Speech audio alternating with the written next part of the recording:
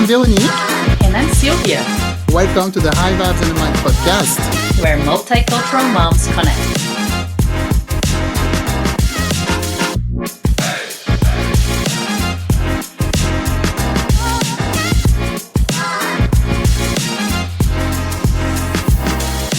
Hi everyone, welcome back to the show. This is Veronique. So today we have a guest, and before I introduce her, I would like to do a special shout out to our listeners in Germany, Canada, United Kingdom, and France. And we have new also countries listening to our show in Mexico, Malaysia, and Brazil.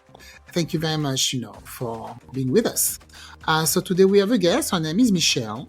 She's the heart and soul behind Mom to Moms. She's a passionate parenting coach and advocate for family wellness. She has a background in child therapy and years of hands-on experience as a mother. Michelle has dedicated her life to understanding the complexities of child behavior and the dynamic of family relationships. We had a great conversation, great interview. You guys are going to love it. So her journey into parenting support began when she navigated her own challenges as a parent. She faced with the daunting task of managing being behaviors and seeking ways to foster a positive, nurturing home environment. Michelle turned her struggles into a source of strength. She dived deep into research, attending numerous workshops, and sought guidance from experts in the field. Not only did she transform her own family's life, but she also discovered her calling to empower other parents with the knowledge, tools, and confidence to do the same. So Michelle's approach is rooted in compassion, empathy, and the belief that every parent has the potential to bring about positive change in their family. She emphasized the importance of understanding, connection, and communication, principle that works for the foundation of this workshop.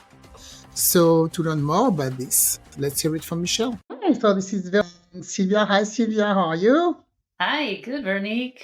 Thank you. Yeah, so today we are with Michelle, and we're going to talk about her program and what she has to offer to help moms like us. Hi, Michelle. How are you today? Hey, I'm so good. Thank you so much for having me.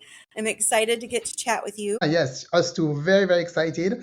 So our first question would be: so what is exactly the Mindful Moms community? I saw that you had this website page.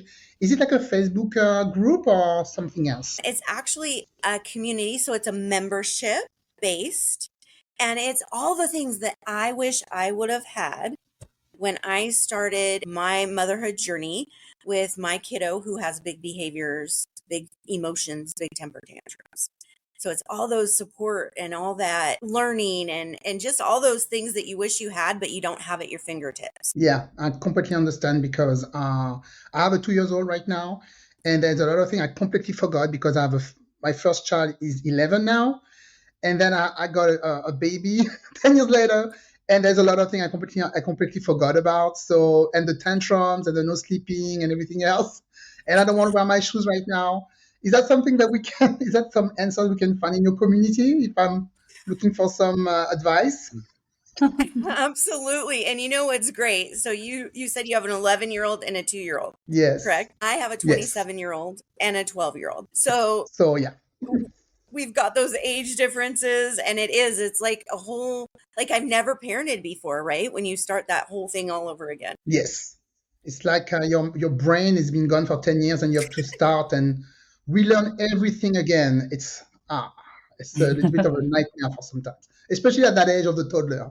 For me personally, I mean, you have a teenager now, so I'm sure it's not as easy either with teenage age. It's crazy how just those years make a difference. And, you're like, whoa, did I survive this already? Yes, it's like we forget, right? This is why we have more kids. I'm Exactly. thinking about Sylvia right there, who has 3 boys. Oh, yeah, I have 3 Especially, boys, so Oh, memory, you're a boy mom. we forget yes. everything. And I'm already like thinking about the teenager years that are about to come because my oldest is 10. Mhm. So I know it's very close, and Mm. he's gonna change so much. They all change, right? Yeah. My gosh, They stuff. They sure do. And I always like not to, throw in that religious thing, but I always say that God kind of makes them cute and makes us forget so that we'll do it again. I heard that say before, that's when you forget and you do it again because they're so cute and you're like, oh, they were so cute. You forget the bad things, right? And you do it again. Yes. So talking about that, you have a program called the Four C's. I'm very, very interested about that. So can you tell us about the program that you created to help all those moms? Absolutely. I'm so excited about this program. Let me tell you. So my 12-year-old that I was speaking about has what we call big behaviors, big feelings, temper tantrums, and they're not the average, right? They're a little bit more than the average. And so the last 10 years, I have been figuring out how to manage them. And the 4 C's are calm, curiosity, connection, and correction.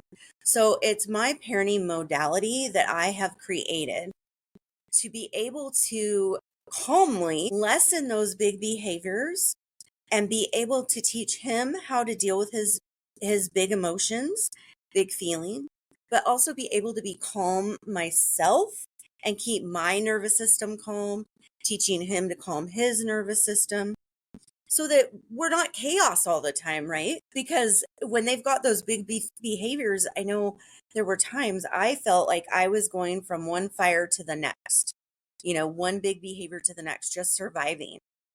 And so with this modality, it lessens that. So can you go more in depth? So you said the first one is calm. So for the mom, I guess, to stay calm when they have those big tantrums, right? Not to react to their Correct. bad behavior, I guess. Correct. So calm for me, it starts with you as the mom, right? Because they're going to react to however you react. So learning how to calm yourself and be able to take that moment, think about how you really want to react. And then when you do that, you're then able to calm them by co-regulating. And they then will learn by watching you do that, how they can do that. It takes a while. It's one of those modeling, but by us being calm, it teaches them to be calm. When we react, then we're going to get a bigger reaction. If we're proactive and we're calm, we're going to. Wow, I've been doing it all wrong. I mean, that's something I really need to work on. With the calm, being calm is just because there's also the personality, right? Like different moms with a hot temper and the calmer ones. I'm more in the hot temper side. It's so tough to learn how to be calm and centered. So I am very Italian. I was raised by an Italian mama. And so that was not how we grew up. That was not it.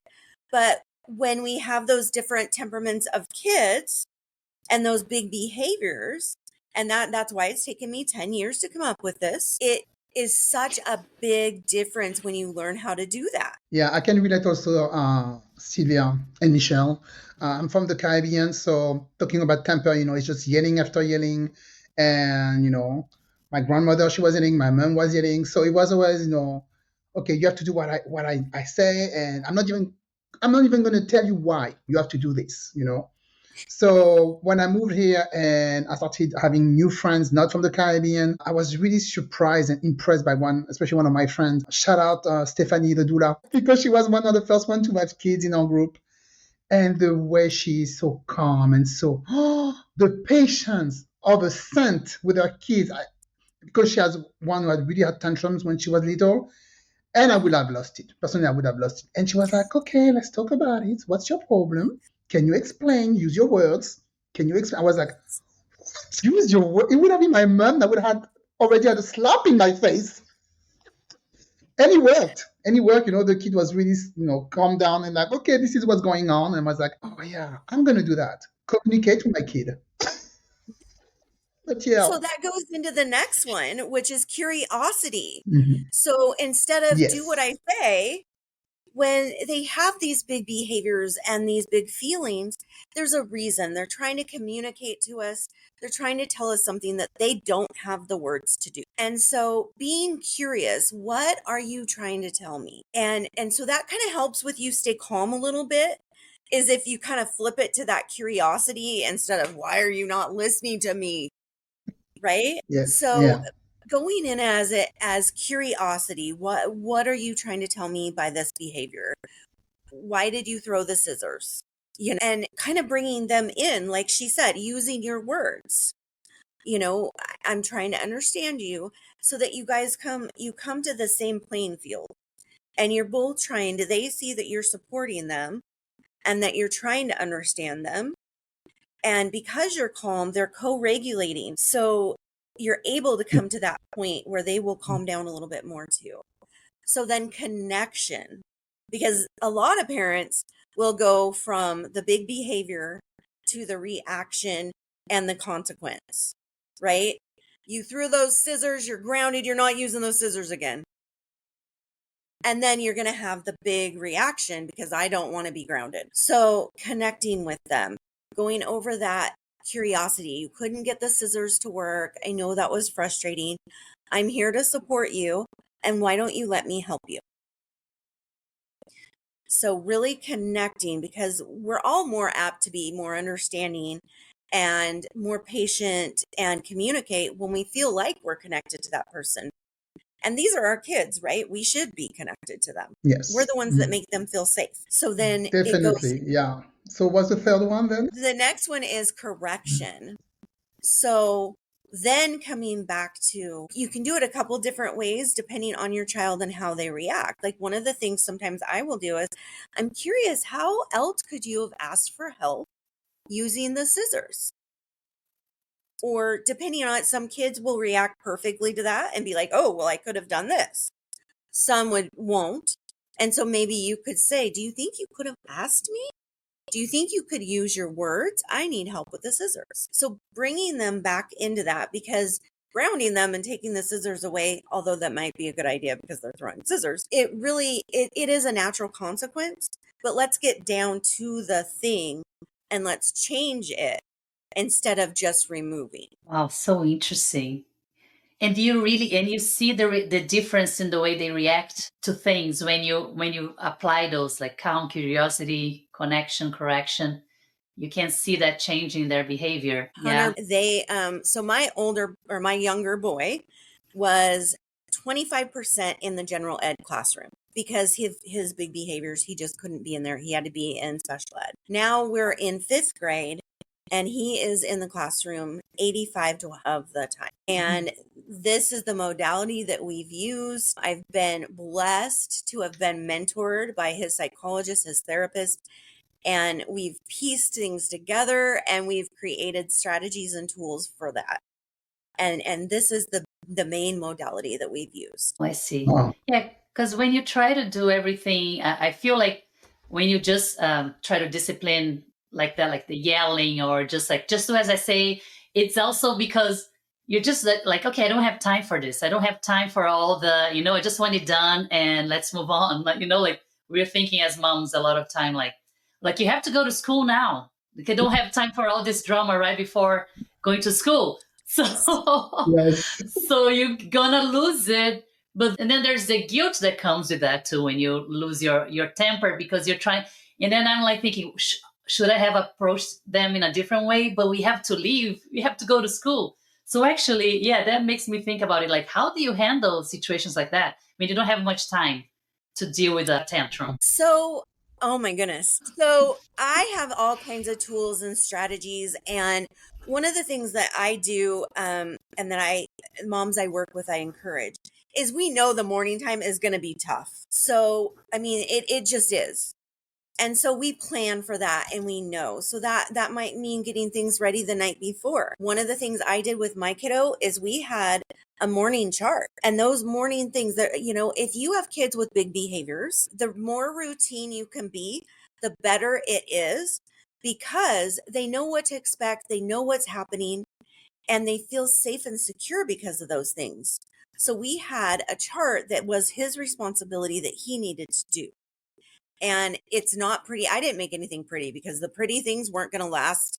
They were going to end up ripped. They were going to end up whatever.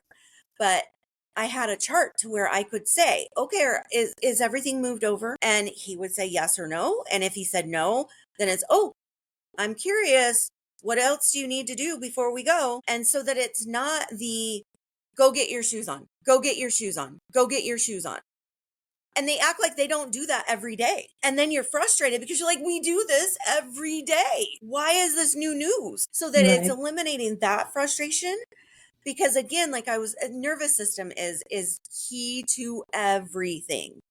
When your nervous system is doing that, they're picking up and they're doing that inside because they don't know why you're feeling that way.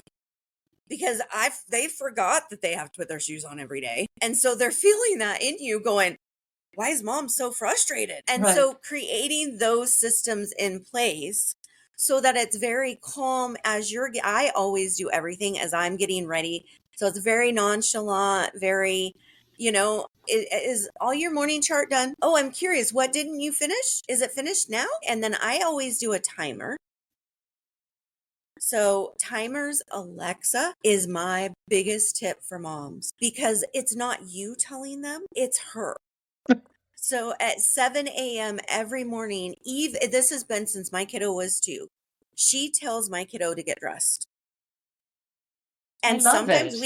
sometimes we have a party because at 7 o'clock, he's already dressed. Even now at 12, he'll be like, I beat her. Because it's not coming from you, it's coming from Alexa. So that's why, he's following the order. I've Not had coming from so mom. many moms that I've been on just simple 20-minute little coaching calls that have ordered her just in our conversation because she is the absolute best tool. She tells my kid when to shower. She tells my child on Sundays it's time to change the hamster cage. And it helps him, like at school. Like I said, he went from 25% to 85 to 100, right?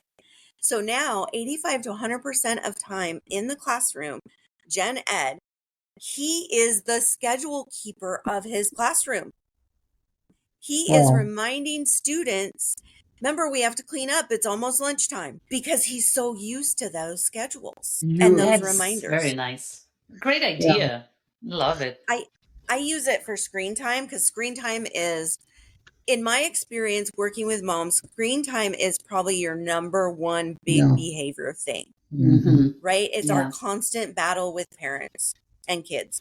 So we, when he was little, I took pictures of the iPad, and this is probably my biggest tip that I share with everybody. I had 3 cards that I would take a picture of the iPad, and it was worth 20 minutes. So he could give those to me at any point in time. He handed me a 20-minute card. That meant he got 20 minutes of screen time. He would set Alexa and say, Alexa, set a timer for 20 minutes. And then I started this by modeling. I would say, how much more time on the timer? How much more time on the timer? Periodically, as I was doing whatever I'm doing, right? So he's hearing that. And it's that reminder. Well, then it converted over to him doing it on his own. So even at 12 now, with screen time, we set a timer. He sets the timer. He asks her how much more time. So there's not the blow up and then when those 3 cards are done, they're done with their time. Oh man, all your cards are done. You don't have any more screen time today. You'll have them tomorrow. Oh my God, I'm so gonna do that with my 2 years old. Oh my God. Where were you 10 years ago when the iPad started and my daughter was completely addicted? And I had tantrum because I was shutting it down after like half an hour. I was like, okay, we're done here. And she was rolling on the floor because she wanted more screen time. Isn't it? Oh, screen Crazy. time. Yes. Yeah. So that is, like I said, that's probably my number one tip that I share. Yeah. Because it is, and I have my iPad is like old and whatever, but he will use those cards and it gives them control. So not only are they taking control of that, but he's learning the time, he's learning to manage it, he's learning to be able to handle those emotions, be able to think of, ooh, if I use this all now, do I really want to do that? And I mean, at 2, obviously you start building those skills by modeling it and questioning and doing that. But it doesn't take long for them to realize and see it and put those in place. So does this fall under the 4 C's or Is that like a resolution? It is. It's one of the Yeah. things. I have so many different things like this and I share them throughout. And this is just kind of a bonus. I have a free strategies that I've created many of these different things in surviving these big behaviors that I've put together and taken pictures of and been like, try this. And to me, it's different from, I don't know about you guys, but when I was raised, it was punishment for your behavior or Yes. consequences for your behavior. And I really have learned with kiddos with big behaviors, that doesn't work the same as it did my older boy, right? It's that natural consequence of, oh, I used all my time, so now I don't have time. Or, what I threw the scissors. This is the better way for me to ask for help. The more natural, the better they can put that together. Yeah, and for them to understand what's going on, because sometimes we were punished, I didn't even know why. I was like, what did I do wrong? And then they didn't tell you, okay, that's wrong, go to your room or whatever, but they don't explain to you. So now we explain to our kids what's going on, and hopefully they won't do it again. 100%. And, that's part of why we have big behaviors is because they can't communicate that need. They don't know how. Yeah. Even at 12, we have to remember these are little people. They don't have all the time that we have learning to communicate and express. And it's our job to guide them. And so by doing these things, they're going, oh, in a correction of, you can use your words to let me know. Oh, can I get help with the scissors? It seems simple to us. Yeah. But to them, they're overwhelmed. They don't know. And you see the difference in personalities too. Like there's also that you need to know how to deal with them in very different ways. Because me with 3 boys, they're totally different. Yeah. So 100%. the one is very easy to discipline. He's gonna listen. The other one gets like he's very sensitive. So even if you yell, if you say anything like in a harsh way, he takes it very personally. So you have to be more careful. So that's when what you teach there is very comes in handy. And the third one, almost like he defies me if I go like you have to do this. The third, of course, the youngest is like he's like I don't like you, like he goes and says something like that, because he's angry, so he's gonna fight back. Yes. Yes. One of my strong beliefs about parenting and probably the thing I say most to moms is you are meant to be your child's mom. It doesn't matter how it happened, whether it's adoption, whether it's natural, whatever. And intuitively what each of your kids, one of your kids, what they need. And so this modality is not set in stone. It's kind of to inspire you to use it and tweak it, how it works for you, how it works for each of your boys. Because all 3 of them, it's going to be different. You might use the word curious, and your second one might be like, ooh, I'm curious too. And your third one might be like, curious, But then you could kind of flip it to, how do you think you could have handled that differently? And because you're asking him his insight and you're not telling him, he might be like, oh, well, I could have just said, help, mom. Yeah, that's a good tip. So I think it's fascinating. I absolutely love working with moms because I absolutely find it almost like people that like doing puzzles and things like that. I absolutely love talking to each mom and being able to come up with something like that and be like, I wonder if you did something like this. Yeah, and things that we never tried, like what the things you're saying here, I actually have never tried. And I'm like, oh my God, it's great. It's a very good information. And I have a question about like when you have like very difficult children, just like a basic tip, or I'm sure like moms who really want to get deeper into it, they can look for your services and get like the full explanation or full help. But like if someone who has a very challenging child who is always almost like acting that they are the boss of the house and the parents have tried everything or they think they tried everything and nothing's working, like they say, I don't like you, or like, it's just like really like those challenging situations, even though the person is trying their best, but still they don't know. What would you suggest? It's tricky. So probably my first thing would be to tell that mama that you are a good mom and you are doing your best because of the fact that we're looking for different ways, we're trying different things. You are. And then I would honestly really, really work with her about, the 4 C's. Let's look at how are you reacting? And not that you're doing something wrong, but they react how we react.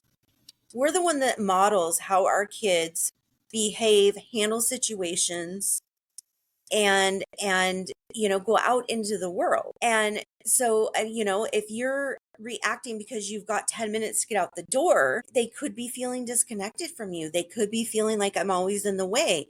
They could, so digging deeper and getting curious on when are we having these problems? What is triggering that? Is it only happening when you're trying to get out the door? So how can we reconfigure that? Oh, I see. Yeah. Were you like present when one of those tantrum happens, Sylvia? Without No, it giving wasn't. details, It's or just, it's not with it wasn't my children, but I just know no, no, someone who not has. yours. Your friend. I mean, did you witness her and her Oh, kids? I think a few times, yeah. But I Yeah. know like they're very calm. Both of them are very calm and they really try, their best to just keep, but like sibling fighting or, like those things that sometimes it can get very overwhelming. And it's hard. Like when it gets to a point that they try everything and it's like, what are we doing wrong? So yeah, that's a good point about knowing the triggers. What could be Yes. triggering that?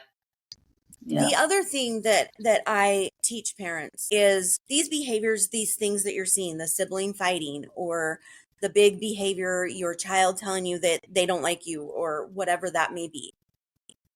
We have to remember that we have nervous systems too. And it is our job to be calm. It is our job to guide our kids through these things. But also, those things do affect us as well. So we have to remember, self-care to me, I feel like is a buzzword for everybody. But it is true because if we don't come back and calm and fix our nervous system and how we feel, it's just going to be this cycle of constant big behavior. I feel this way, coming down, big behavior, feeling like you're always putting out those fires. So this morning we had big behaviors getting out the door, and we haven't had that in a long time. And I got him out the door. We made the bus. It was amazing. I was thrilled. And so I celebrated that as I was coming in. Yes, we did it. We got out the door. But then I came in and I did a little bit of a meditation because I was like, you know what? I need to calm my nervous system too. And I think as parents, we forget to take care of us. Is you know what? If you like going to the spa, that's great. Go to the spa. Yes. But I'm not telling you every time your child has a fit to go to the spa. I'm, when I say take care of yourself, self-care, it's remember to come back because these things can be triggering for you. I've had mamas that have told me, I don't want to say this, but I feel like it's an abusive relationship with my kiddo. It's like a never ending thing. And they feel guilty and they feel bad and they don't want to talk about these things, but it's natural. Our nervous systems are going to react too. There's no way of you don't just shut your nervous system off because you're a mom. Yeah. Yeah. Made me think of one of my aunts. She's back in, no, she's not like that anymore. But when we were little, she was just yelling all the time. She had 4 kids, so I guess she was losing it. Okay, 4 kids. And she was just yelling all the time. And one day I asked one of my cousins, where's your mom always yelling like that? He's not, no, she's just talking. So the kid didn't even care anymore that she was yelling at them. For them, it was just natural. No, that's the way she talks. Yeah. It's like, ooh. Exactly. I have witnessed kids that mom will say, go do this, go do this, go do this, go do this. And they won't do it until she yells. Yeah. It's and me. it's like right here. Oh yeah. Always. Only when I yell, they do it. So please help me. Oh my gosh. it's kind of how we set them up. Mom isn't serious until she yells. That's true. Yeah. No. And it is. I parented my older one completely different. I didn't know. You don't know what you don't know. And, being mentored by the psychologist and the therapist, And having a kiddo, my oldest was so easy, and then when God gave me this one, he was up there laughing because I was like, I could Me do this. too. This is easy. And he thought it was hilarious because, yeah, that was not true. You got tricked Um, again. I really, it was, but honestly, this is why. We have been incredibly blessed. And I always tell my kiddo that it's our responsibility to share the things that we've learned because we have made the progress. And be able to help more moms enjoy motherhood Yeah. because it's not enjoyable when you're yelling. It's not enjoyable when you feel that overwhelm and that trauma and those feelings in your body. And so in the 4 C's, the first one, calm, it's my favorite because I go through some different techniques on how to calm your body in those moments. And I take you through them so you can feel it. And then the curiosity, I mean, that one, it sounds really simple, but I have, and we meet each week. And so you go through and you do the calm for a week, and then we check in. How did that look? And I can help you tweak little things if you need tweaked and make suggestions. And then we go into the next one. So each week we're adding a modality, we're putting it in place. So at the end, you've kind of put them in for how they work for your family. So I was going to ask you about the packages that you offer because so that you have two packages. So that's the modality that's part of one package. Can you explain to us how it works? So mastering the 4 C's is a workshop. It's a 4-week workshop. Oh, okay. So I have that. And then like I said, we go through each modality. And then I also am getting ready to kick off the Mindful Moms membership or community. Sorry, Mindful Moms community.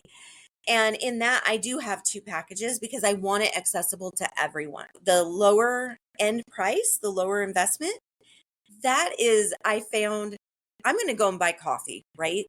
That's my thing. And so I wanted it to be that low. I wanted it accessible for everyone. And then if you feel like you need a little more help, then there's the higher end package where you have a little more communication with me. So kind of That's trying to nice. keep it accessible because I believe every mom should be able to have access to this stuff, no matter where you are. Yeah. Bless you. Because, yeah, a lot of us need help, that's for sure. We Yeah, all and make do. it simple, Yes, not making it too complicated. There's so many books out there and like all these different, just like let's make it simple so that we all kind of like take whatever is works for us best according to our Yes. mhm, lifestyle and personalities and family dynamics. simple and Yeah. affordable. Yeah. And affordable. Yeah. Hunter, I've been working on this for about 10 years. I've had the therapist, the psychologist tell me, put it out there, get out there, get out there. And I've really struggled with that because I want every mom to be able to do it. And so I've been doing it just for free for a long time. And so, these are ways that people can work with me to keep it affordable and just be able to start really enjoying the motherhood journey. We have them in our care for such small amount of time that why not enjoy as much of it as you can? And of course, we put all this information in the cliff note, and people can connect with you and just click on the links and see everything you're offering. Sylvia, do you have another question before we go? No, I think that's it for me. It was great. So much. I was like literally I was writing down things because it's so good. To the It's really one-on-one nice. coach, Yeah. one-on-one session for Sylvia. I also on social media, I'm pretty active on social media. So I share a lot of tips and tools. If you go back through my stuff, I believe when we teach, we learn. And so every Wednesday, as my little guy was growing up, we would do a Wisdom Wednesday. It was his responsibility to decide what we shared. Some days Great. we shared his hamster. Some days we shared a tool. And so I share so much on there because, like I said, I do want it to be accessible. So what is Yeah. your social media? Is it Instagram or Facebook? Where are Both, you? Okay, both both. of them. Okay. And my name, Michelle Denboer. Okay, we'll be sure also to add that, of course, in the Yeah, description. I can send you the links. Sure. Is there anything else you want to add that maybe we didn't have had time to talk about? Something you want to No, highlight? I think we got it all. That was great. I mean, personally, I know Sylvia was taking notes, but I got like 2 tips from this. Thank you very much, Michelle, because that Alexa, you need to partner with Amazon because they're making a lot of money out of you for free. All those moms who bought Yes, Alexa, yes, you need to I ask for your agree. percentage. Oh my gosh, I never even thought about that. You should.